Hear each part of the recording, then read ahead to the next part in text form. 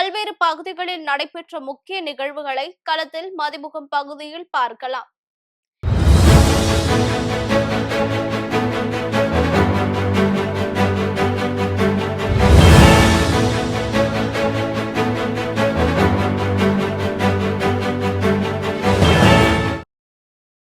கன்னியாகுமரி மாவட்டம் மணக்குடி மீனவ கிராமத்தில் குழந்தைகள் மற்றும் பெண்கள் உட்பட 13 பேரை தெருநாய் கடித்து குதறிய சம்பவம் பெரும் பரபரப்பை ஏற்படுத்தியுள்ளது.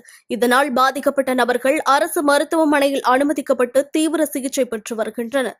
மணக்குடி இந்த ஊர்ல, கன்னியாகுமரி டிஸ்ட்ரிக்ட் மணக்குடி இந்த ஊர்ல இருந்து நாய்க்கடியால 12 பேர் அட்மிட் ஆயிருக்காங்க. அதுல 8 பேர் பெண்கள், 3 பேர் குழந்தைகள், ஒரு ஆண். எல்லாருக்குமே கேட்டகரி 3 பைட்டு. குழந்தைகளுக்கு தலையில காயம் பட்டிருக்கு.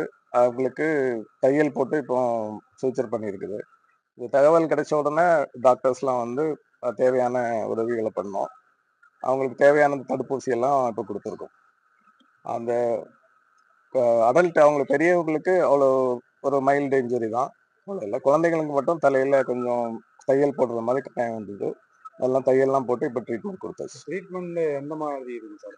அதான் ட்ரீட்மெண்ட் அந்த கடிப்பட்ட இடத்துல, அதாவது அது நகத்தை வச்சு இது பண்ண இடத்துல நல்லா சோப்பு தண்ணி வச்சுலாம் நல்லா கிளீன் பண்ணிட்டு, பெரிய கட்டா இருந்ததுன்னா தையல் போடுவாங்க.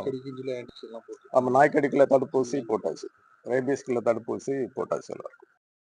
ராணிப்பேட்டை மாவட்டம் ராசாத்துபுரம் கிராமத்தில் குளக்கரையில் அமைந்துள்ள ஸ்ரீ பாலமுருகன் வள்ளி தெய்வானை கோவிலில் 26ஆம் ஆண்டு தெப்பல் உற்சவ விழா நடைபெற்றது. இதில் ஸ்ரீ பாலமுருகன் வள்ளி தெய்வானை சுவாமிகளுக்கு சிறப்பு அபிஷேக ஆராதனை நடைபெற்றன.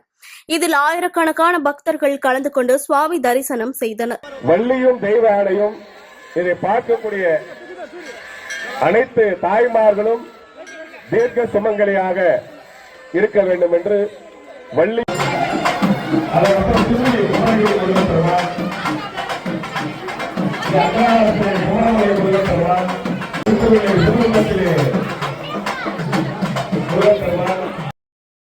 திருப்பத்தூர் மாவட்டம் புதூர் ரயில்வே தண்டவாளம் அருகே உள்ள குப்பைகளுக்கு மர்ம நபர்கள் தீ வைத்ததால் தண்டவாளங்கள் முழுவதும் புகை மூட்டத்துடன் காணப்பட்டது.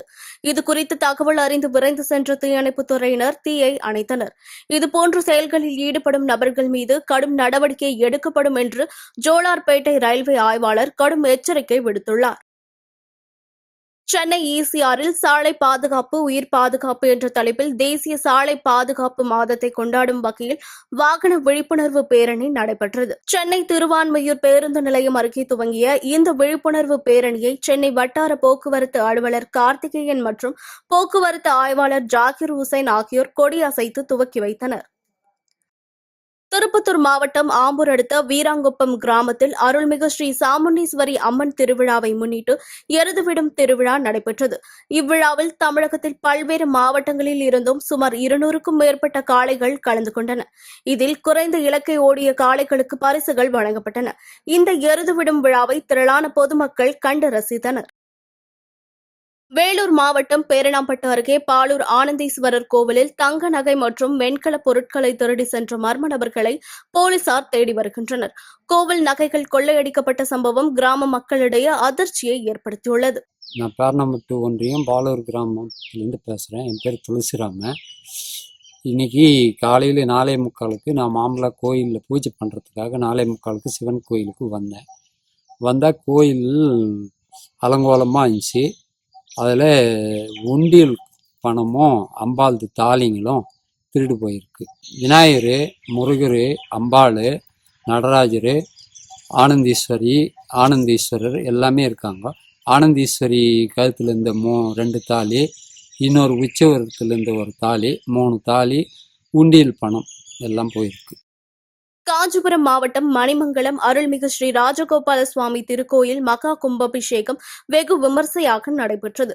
முன்னதாக பல்வேறு யாக கால பூஜைகள் நடைபெற்று கோபுர கலசத்தின் மீது புனித நீர் ஊற்றி கும்பாபிஷேகம் நடத்தப்பட்டது. இதில் திரளான பக்தர்கள் பங்கேற்று சுவாமி தரிசனம் செய்தனர்.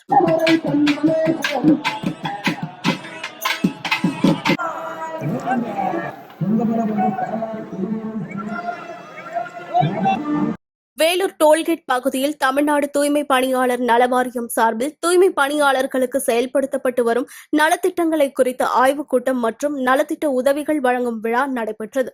மாநகராட்சி ஆணையர் லட்சுமணன் தலைமையில் நடைபெற்ற இந்நிகழ்ச்சியில் நலவாரிய தலைவர் திப்பம்பட்டி ஆறுசாமி மற்றும் உள்ளாட்சி பிரதிநிதிகள் பங்கேற்றனர்.